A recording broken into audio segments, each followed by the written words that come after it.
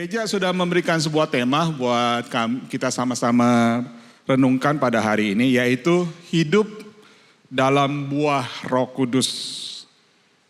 Hidup dalam buah Roh Kudus. Ya, boleh ditampilkan PowerPoint-nya. Ya, kita akan baca lebih dahulu Bapak Ibu. Kita akan baca ayatnya yang mendasari tema ini ada dalam kitab Galatia pasal 5 ayat 22 sampai ayat 23. Mari kita baca sama-sama ya. 1, 2, 3. Tetapi buah roh ialah kasih, sukacita, damai sejahtera, kesabaran, kemurahan, kebaikan, kesetiaan, kelemah lembutan, penguasaan diri. Tidak ada hukum yang menentang hal-hal itu. Haleluya, haleluya. Bapak Ibu yang dikasihi Tuhan, kalau kita sudah menjadi orang percaya, sudah bertahun-tahun lamanya, atau kita sudah menjadi orang percaya sudah puluhan tahun, saudara menjadi jemaat di tempat ini, Tuhan minta kepada kita untuk bisa bukan hanya menjadi orang-orang yang setia mengiring Dia, setiap minggu kita datang ke gereja, tetapi yang Tuhan inginkan adalah hidup kita bisa menghasilkan buah, katakan menghasilkan buah. Ya. Hidup kita harus menghasilkan dampak untuk orang lain. Ya. Hidup kita harus bisa berdampak dan juga bisa menginfluence orang-orang yang ada di sekitar kita. Bapak Ibu saudara sekalian, kalau bicara mengenai buah, saya jadi teringat beberapa puluh tahun yang lalu ketika saya masih kecil, saya tinggalnya di daerah Jakarta Barat, di daerah Taman Sari. Kalau Bapak Ibu tahu itu dekat Mangga Besar situ ya. Rumah saya dekat dengan rumah oma saya, dan di depan rumah saya itu ditanam sebuah pohon belimbing, saudara. Ya, pohon belimbing ini dipelihara sejak kecil, ya, disirami, dikasih pupuk. Nah, dan biasanya kalau misalkan oma saya itu beli daging entah itu daging sapi atau daging babi itu ya. Biasanya daging itu akan dicuci lebih dahulu ya. Dan kemudian air dari daging itu dipakai untuk disirami kepada pohon belimbing ini. Dengan tujuan apa? Dengan tujuan supaya ketika air itu disiram kepada pohon itu, maka akar pohon itu akan semakin kuat dan batangnya akan semakin besar dan daunnya akan semakin rimbun. Dan akhirnya apa? Yang menjadi tujuan ditanam pohon itu adalah apa? Pohon belimbing itu, yaitu dia bisa menghasilkan buah belimbing yang manis. Ya. Itu yang tujuannya saudara. Supaya dengan dirawat dengan baik, hidupnya atau pohon itu bisa menghasilkan buah belimbing yang manis. Nah itu yang menjadi juga tujuan hidup kita. Kalau kita sudah lama iring Tuhan, kita sudah bertahun-tahun iring Tuhan, percaya kepada Kristus, maka hidup kita juga harus menghasilkan buah roh. Dan buah roh itu dihasilkan dari mana Bapak Ibu? Buah roh itu dihasilkan dari hubungan kita, kedekatan kita dengan Tuhan. Ya, kalau kita mau punya channel yang baik dengan Tuhan, channel bukannya tas channel ya Bapak Ibu ya. Channel yang baik dengan Tuhan, relationship yang baik dengan Tuhan, maka secara otomatis maka hidup kita juga akan bisa menghasilkan buah-buah roh seperti buah pohon belimbing ini. Nah, bagaimana caranya supaya kita bisa menghasilkan buah-buah roh dalam hidup kita? Kita harus mengerti lebih dahulu Bapak Ibu bahwa buah roh itu adalah karakter orang percaya, katakan karakter orang percaya yang sudah diperbaharui oleh Roh Kudus. Ya. Jadi karakter sebagai anak-anak Tuhan. Jadi kalau Roh Kudus itu sudah memperbarui hidup kita, maka secara otomatis maka buah roh itu akan nampak dalam kehidupan kita. Ada seorang pakar kepemimpinan yang bernama John Maxwell. Kita semua kenal tentang si John Maxwell ini. Dia mengeluarkan beberapa puluhan buku, sampai ratusan buku mengenai kepemimpinan. Dan salah satu bukunya yang berjudul Law of Leadership, dia katakan begini Bapak Ibu. Karisma akan membuat kita naik ke atas, tetapi karakterlah yang membuat kita akan tetap ada di atas. Sama-sama kita sebutkan kata-kata ini ya, sama-sama ya. 1, 2, 3. Karisma akan membuat kita naik ke atas, tetapi karakterlah yang membuat kita akan tetap ada di atas. Apa itu karisma, Bapak Ibu? Karisma itu skill kita, kemampuan kita, talenta yang kita miliki. Itu namanya karisma. Karisma akan membuat kita naik ke atas. Ya. Jadi seperti tadi kita lihat para pemuji, pemain musik, ya mereka mempunyai skill, punya talenta. Ya. Dengan talenta yang mereka miliki, itu mempermuliakan nama Tuhan. Dan tidak boleh puas sampai di situ saja. Ya. Talenta itu harus diasah. Ya.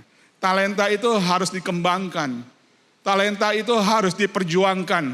Supaya ketika dipakai talenta itu dipakai sehingga talenta itu bisa berguna buat banyak orang dan mempermuliakan nama Tuhan. Begitu juga dengan anak-anak yang masih sekolah di sini, remaja-remaja kaum muda yang masih sekolah. Ketika kamu sekolah sebenarnya itu adalah merupakan kesempatan kamu untuk mendapatkan skill, kemampuan. Ya, sehingga dengan ilmu yang kamu miliki, sehingga dengan talenta yang kamu miliki, kamu bisa menggunakan untuk kamu naik ke atas. Ya, untuk mencapai kesuksesan hidup kamu. Untuk kamu bisa mencapai keberhasilan hidup kamu. Ya. Saudara yang mengerti katakan amin. Ya. Tetapi berbeda dengan karakter. Ya. Karakter itu akan membuat kita akan tetap ada di atas. John Maxwell mengutip kata-kata ini bukan sembarangan, saudara. Dia mengambil dari firman Tuhan sebenarnya. Ya. Kata-kata ini. Dia mendasarkan apa yang sebagian besar pengajarannya kepada firman Tuhan. Jadi karakter itu apa Bapak Ibu? Karakter itu adalah buah roh. Buah roh yang kita harus miliki. Karena dengan karakter itulah ya yang membuat kita akan tetap ada di atas. Ya, tidak turun ke bawah. Karakter apa saja yang kita harus memiliki? Yaitu kita harus punya kasih, sukacita, damai sejahtera, kesabaran. Bapak Ibu saudara-saudara sekalian, kalau kita memiliki kesabaran dalam hidup kita, maka akan banyak orang yang mau dekat dengan saudara. Amin. Karena orang yang sabar itu akan dicari orang. Orang yang sabar itu hidupnya akan berdampak buat banyak orang. Karena apa? Banyak orang akan datang kepada dia, minta nasihat daripada dia, minta pertolongan daripada dia. Karena dia orang yang sabar, yang mau dengerin. Seperti Pastor Albert orang yang sabar, saudara. Ya. Dia kalau saya dulu pernah belajar dari Pastor Albert, belajar keyboard, saudara. Dia orang yang sabar ngajarin saya, saudara. Dan orang yang sabar itu akan berdampak buat lingkungannya, ya. Dan akan banyak orang yang dekat dengan dia. Saudara, jadi kita harus memiliki karakter itu, ya, karakter. Jadi saudara harus bedakan antara karisma dan karakter. Ya, tetapi kita perlu tahu juga bahwa orang non-Kristen itu biasanya kita lihat bisa lebih sabar daripada orang Kristen. Ya. Orang yang non-Kristen kita bisa lihat juga mereka tampaknya kok bisa lebih mengasihi daripada orang Kristen. Nah, kenapa bisa terjadi seperti itu Bapak Ibu? Itu biasanya terjadi karena keturunan. Jadi kalau orang tuanya punya sifat yang lembut, orang tuanya punya sifat yang sabar, itu menurun kepada anak-anaknya. Ambil contoh begini saudara ya, orang Solo. Bukan nyanyi Solo tuh, orang Solo yang berasal dari Solo ya saudara. Biasanya mereka itu bahasanya lembut, ya bahasanya pelahan, kalau ngomong juga pelahan. Terus kemudian kalau dia naik bus, kemudian tiba-tiba kakinya keinjek. Terus dia ngomong apa? Aduh mas, piye to mas, kaki mas ada di atas kaki saya gitu ya saudara. Itu ada biasanya orang Solo begitu, lembut saudara. Tapi coba saudara injek orang Batak kakinya. Dia akan bilang apa? Mata lu di mana? Matamu di mana gitu kan. Beda saudara. Tapi itu bukanlah buah roh. Itu buah dari keturunan saudara. Jadi orang tuanya sabar, orang tuanya lembut, itu turun kepada anaknya. Ya, jadi saudara harus bedakan antara buah roh dengan buah keturunan. Beda saudara. Buah roh itu tidak kita peroleh secara otomatis. Ya. Tapi buah roh itu kita peroleh ketika kita lahir baru. Katakan lahir baru. Percaya kepada Kristus. Pada waktu kita terima Yesus sebagai juru selamat. Dan perhatikan ini, ketika hidup kita dipimpin oleh Roh Kudus. Pada waktu hidup kita dipimpin oleh Roh Kudus, maka karakter buah roh itu mulai terlihat. Ya, ada kasih, ada sukacita, damai sejahtera dan sebagainya.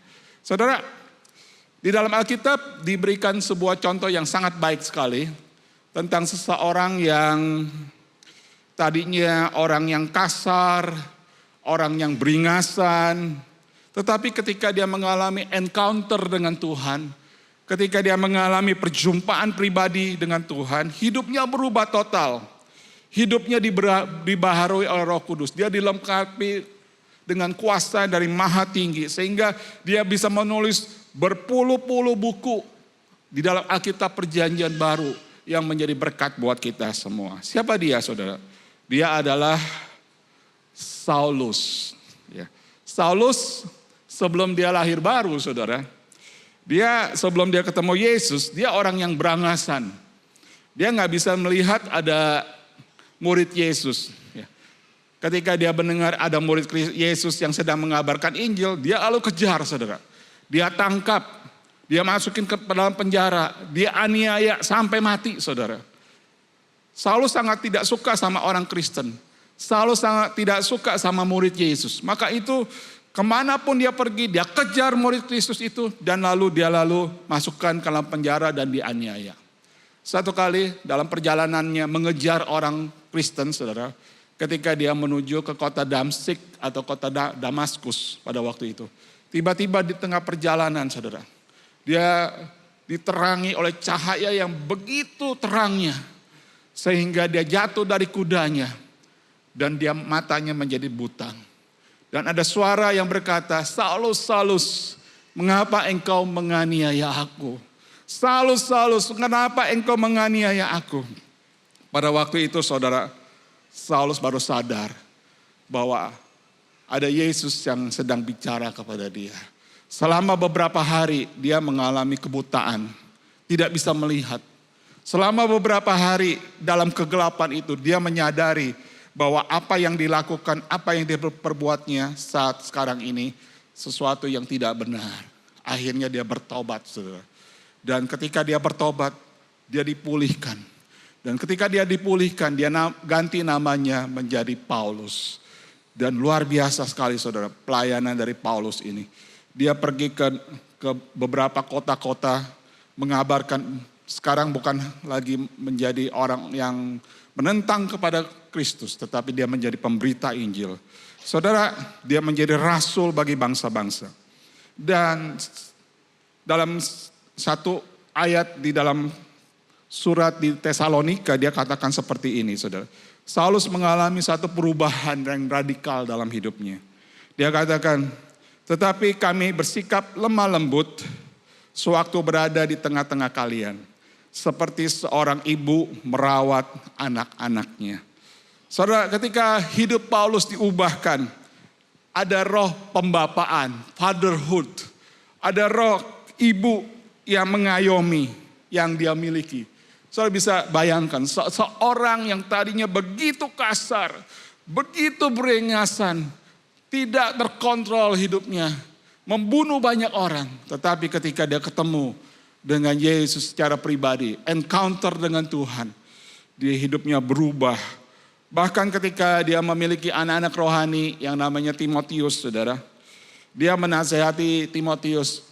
Pada waktu itu Timotius sedang sakit, saudara. Sakit pencernaannya, sakit mahnya, saudara. Dan di dalam kitab 1 Timotius 5 ayat 23, si Paulus ini lalu berkata, jangan minum air biasa. Ketika Timotius sedang dalam keadaan mahnya sakit, saudara. Dia bilang jangan minum air biasa. Tetapi campurkanlah dengan sedikit anggur. Supaya lebih hangat agar kamu menjadi lebih sehat. Lihat saudara. Paulus seorang yang tadinya kasar, suka membunuh, menyiksa orang Kristen. Menjadi seorang yang begitu perhatian. Jadi saudara, seharusnya kita sebagai orang yang percaya anak-anak Tuhan, kalau saudara sudah mengiring Tuhan sudah lama, bukan hanya Tuhan tuntut hidup kita diserahkan kepada Tuhan, tetapi Tuhan tuntut kita juga hidup kita bisa menghasilkan buah-buah roh, saudara. Karakterlah yang membuat kita akan tetap ada di atas, saudara. Bukan, maksud saya bukanlah talenta kita yang membuat kita naik ke atas, ya. Tetapi karakterlah, buah rohlah yang membuat kita akan tetap ada di atas.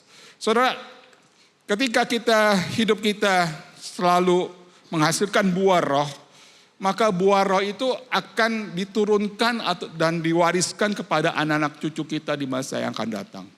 Saya pernah membaca sebuah penelitian, saudara, terhadap 2 orang pria Amerika yang hidup di awal-awal abad ke-19.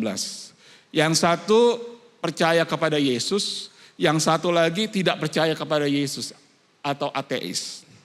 Kemudian ditelitilah bagaimana dampak kehidupan mereka terhadap keturunan-keturunannya. Dan ternyata saudara, dampaknya begitu sangat besar seperti bumi dan langit. Sangat bertolak belakang satu dengan yang lain. Yang satu, saudara, bernama Mac Jukes, katakan Mac Jukes. Ya. Mac Jukes ini adalah seorang pria yang memilih hidupnya untuk menjadi seorang yang ateis, menentang Tuhan. Dan apa yang terjadi dengan keturunan-keturunannya? Saudara lihat, bisa baca di sini. Ternyata setelah diteliti, dari 700 orang keturunannya, 109 orang keturunannya setiap hari hidupnya dalam pesta pora, mabok-mabokan, ugal-ugalan. Setiap hari hidupnya dari satu bar ke bar yang lain. Jadi waktu-waktunya dihabiskan hanya untuk kepentingan diri sendiri, untuk menyukakan entertain diri sendiri saja. 109 orang keturunannya hidup dalam pesta pora. Apa yang terjadi lagi dengan keturunan yang lain? 142 keturunannya itu menjadi pengemis, gelandangan, peminta-minta. Matinya jadi pengemis, saudara. Kalau saudara Bapak Ibu sudah pernah pergi ke Amerika, misalnya kita ambil contoh kota Los Angeles lah. Di salah satu daerah di downtown-nya di Los Angeles itu ada satu daerah namanya Skid Row. SKIDROW, Skid Row. Itu daerah yang kumuh gitu. Banyak gelandangan di situ, banyak pengemis di situ. Jadi kalau kita lewat di jalan raya situ, saudara, dekat Skid Row itu, kita akan melihat banyak pengemis beggar itu yang minta-minta. Minta-mintanya nggak seperti kayak kalau kita di Indonesia kan di lampu merah, diketok-ketok kacanya begitu. Enggak, saudara. Tetapi mereka taruh pakai tulisan di atas karton begitu, taruh di dadanya, I'm hungry, I need money. Ya, mereka tulis seperti itu. Ya. Jadi mereka nggak minta-minta ketok-ketok kaca, tapi mereka pakai karton tulis taruh di dadanya. Dan biasanya kalau ada orang yang kasihan, ya lempar duit lah buat mereka. Atau kasih makanan buat mereka di pinggir jalan. Nah, sepanjang Skid Row itu, di trotoar itu, saudara akan bisa melihat pemandangan yang begitu kumuh. Karena di situ banyak didirikan karton-karton bekas, tenda-tenda untuk mereka berteduh. Saudara bisa bayangkan, Amerika itu 5 musim, saudara. Kalau udah musim dingin, sudah minus 10, minus 20, dingin sekali, saudara. Dan biasanya mereka nggak akan bisa tahan ada di trotoar itu, tidur di trotoar itu. Jalan satu-satunya mereka harus turun ke bawah tanah, saudara, ke stasiun bawah tanah, dan mereka karena stasiun bawah tanah itu lebih hangat lah di situ. Jadi saudara jangan bayangkan bahwa Amerika negara yang makmur, banyak orang kaya di sana, banyak hal-hal yang bisa kita capai di sana. Ternyata juga banyak pengemis dan beggar itu, saudara. Nah, ini keturunan dari Mac Jukes ya. Sebagian 142 orang itu sebagai pengemis dan gelandangan. 46 keturunannya menjadi penjahat kelas kakap, saudara. Ini bukannya penjahat kelas teri, saudara, yang nyuri, nyopet segala macam. Enggak, penjahat kelas kakap, saudara. Yang bank robbery, yang rampok bank dan lain sebagainya. 46 keturunannya jadi penjahat kelas kakap. 7 orang menjadi pembunuh bayaran. Saudara, kalau di Amerika itu biasanya diizinkan di negara-negara bagian tertentu, itu diizinkan untuk bisa memiliki senjata api. Jadi orang bebas untuk memiliki senjata api, bawa senjata api kemana-mana di negara-negara bagian tertentu, saudara. Dan kalau saudara benci dengan seseorang, saudara bisa menyewa pembunuh bayaran untuk membunuh orang itu, saudara. Jadi sangat bebas sekali di sana. Dan 7 orang keturunannya dari Max Jukes ini menjadi pembunuh bayaran. 100 orang keturunannya pemabuk dan alkoholik. 60 orang keturunannya menjadi pencuri. Dan sangat miris sekali keturunannya yang perempuan. Jadi keturunan Max Jukes dari anaknya, cucunya, cicitnya, piutnya, cangahnya, dan keturunan-keturunan selanjutnya. Yang wanita, saudara, 55 keturunannya menjadi korban pelecehan seks. Dan 181 keturunan dari Max Jukes ini, saudara, menjadi hooker. Sangat miris sekali, saudara. Bukan itu saja, yang hebatnya dia sudah merugikan pemerintah Amerika Serikat sampai 1,2 juta US dollar. Saudara lihat, orang yang tidak mengenal Tuhan, yang hidupnya tidak percaya kepada Tuhan, memilih hidupnya menjadi seorang yang ateis, betapa dampaknya tidak baik kepada keturunan-keturunannya. Nah, berbeda dengan seorang pria yang lain, saudara, yang bernama Jonathan Edwards. Jonathan Edwards ini adalah seorang yang cinta Tuhan. Dia setia mengiring Tuhan. Hidupnya sama seperti kayak Max Jukes ini. Di awal-awal abad ke-19, saudara. Hidupnya sama, ya. Dan Max Jukes ini seorang yang hidupnya mempersembahkan dirinya kepada Tuhan dan hidup menghasilkan buah-buah roh dalam hidupnya sehari-hari. Setelah diteliti dari sekitar 700 keturunan dari Jonathan Edwards, tepatnya 698, saudara, didapatilah list seperti ini, saudara. 300 keturunannya menjadi pendeta, penginjil, guru besar teologi. Jadi hampir sebagian besar dari keturunan dari Jonathan Edwards menjadi hamba Tuhan. Menjadi pelayan Tuhan. Seorang yang hidupnya dipersembahkan kepada Tuhan. Itu berdampak kepada keturunan-keturunannya. 120 orang keturunannya menjadi profesor yang mengajar di universitas-universitas terkemuka di Amerika Serikat. 110 orang menjadi lawyer, menjadi pengacara. 60 orang menjadi dokter. 60 orang menjadi pengarang buku. 30 orang menjadi judge, menjadi hakim. 14 orang menjadi rektor dan pemilik pabrik. 3 orang, saudara, dari keturunan Jonathan Edwards itu menjadi senator dari Amerika Serikat. Dan 1 orang dari keturunannya menjadi Vice President of USA yang namanya Aaron Burr. Saudara kenal Aaron Burr? Nanti bisa di Google ya. Pada waktu dia adalah Vice President, wakil presiden dari Amerika Serikat. Yang presidennya pada waktu itu adalah Thomas Jefferson. Saudara tahu Thomas Jefferson? Udah pernah lihat wajahnya Thomas Jefferson? Kalau belum, tukarkanlah duit saudara dengan uang dolar 2 dolaran. Ya. Di uang mata uang dolar 2 dolar itu ada gambar dari Thomas Jefferson. Saudara, luar biasa hidup orang yang menyerahkan hidupnya setia kepada Tuhan, maka buah roh itu tampak dalam hidupnya. Dan buah roh itu diwariskan kepada keturunan-keturunannya. Saudara, kita harus sadar bahwa penting sekali hidup kita bisa menghasilkan buah. Ya. Ada 9 buah roh yang Tuhan berikan kepada kita. Dan 9 buah roh ini, saudara, dibagi menjadi 3 kelompok atau tiga kategori. Kelompok yang pertama, saudara, adalah buah roh yang berhubungan dengan Allah. Apa itu buah roh yang berhubungan dengan Allah? Sama-sama baca ya. Love, joy, dan peace. Katakan sekali lagi. Love, joy, dan peace. Atau kasih, sukacita, dan damai sejahtera.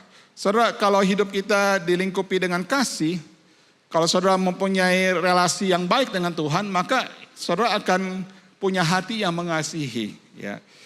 Saudara, kalau kita hidup dekat dengan Tuhan, Tuhan setiap hari dalam doa, pujian, penyembahan, mempunyai ketaatan kepada firman Tuhan, maka kasih itu akan mengalir dalam hidup kita.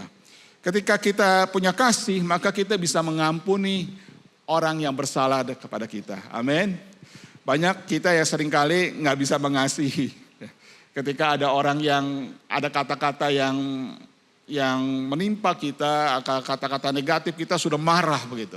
Tetapi kalau kita punya hubungan yang baik dengan Tuhan, maka kasih Tuhan ada dalam hidup kita. Kalau saudara punya kasih, otomatis saudara akan hidup setiap hari dalam sukacita Tuhan. Amin. Siapa yang bersukacita, angkat tangannya hari ini. Haleluya, haleluya. Kita bersukacita, saudara. Walaupun keadaan sekeliling kita tidak nyaman. Saudara, dolar waktu kemarin itu sudah sampai 18.000 lebih ya. Dan puji Tuhan beberapa waktu ini, minggu-minggu ini udah turun lagi.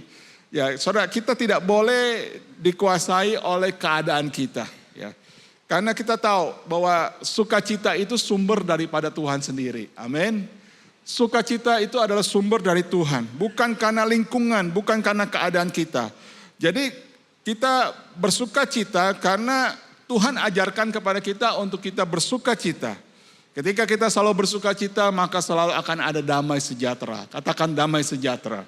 Ya. Tantangan berapa berat pun menimpa hidup kita. Kalau kita punya sukacita, maka selalu ada damai hidup kita. Amin, Bapak Ibu.